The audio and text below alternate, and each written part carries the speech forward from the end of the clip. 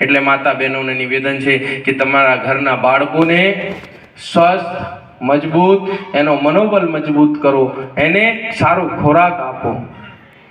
અને આ બધાને નિવેદન છે એની બધી જ ચીજો સાથે સંસ્કાર, સભ્યતા, ધર્મ બધું આપતા સાથે એને શિક્ષણ જરૂર આપો. કારણ કે હવે શિક્ષણ વગર સંસારમાં કોઈ કિંમત નથી. એટલે શિક્ષણ આપો.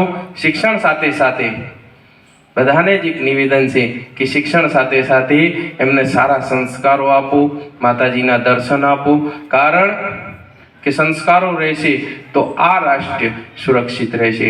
આ ભાગવતમાંથી આપણે આ બધા અમને ખબર છે કે અહીંથી થોડાક લોકો પણ છે, એ લોકો મારી વાતને લઈ જશે, બીજા બધા મંડપને બહાર જઈને ભૂલી જશે.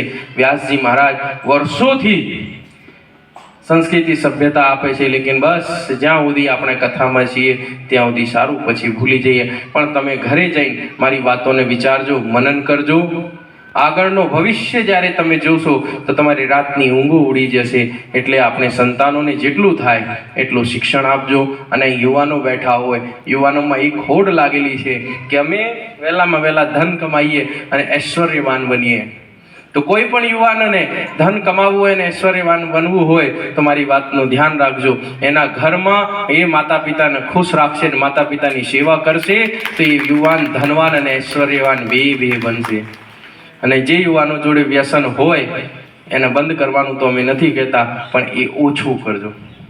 જેટલું થાય એટલું વ્યસનોને ઓછું કરજો. શિક્ષણને ખૂબ મહત્વ આપો, શિક્ષણ આપો, સંસ્કાર આપો. એ જ આશા સાથે હું આપની વાણીને વિરામ આલું. ફરીથી જે આ સમિતિ સાથે જોડાયેલા લોકો, જે લોકોએ તન મન ધનથી આ ગૌશાળા પ્રત્યે કોઈ પણ કાર્ય કર્યું હોય, સારું કાર્ય, એ લોકોને ખૂબ ખૂબ ધન્યવાદ. પરમાત્મા એ લોકોને સુખી, સ્વસ્થ અને ખૂબ આનંદિત રાખે. કારણ કે આ રાષ્ટ્ર બચાવવાનું એક કાર્ય છે. બોલો શ્રી વડેચી માતા કી.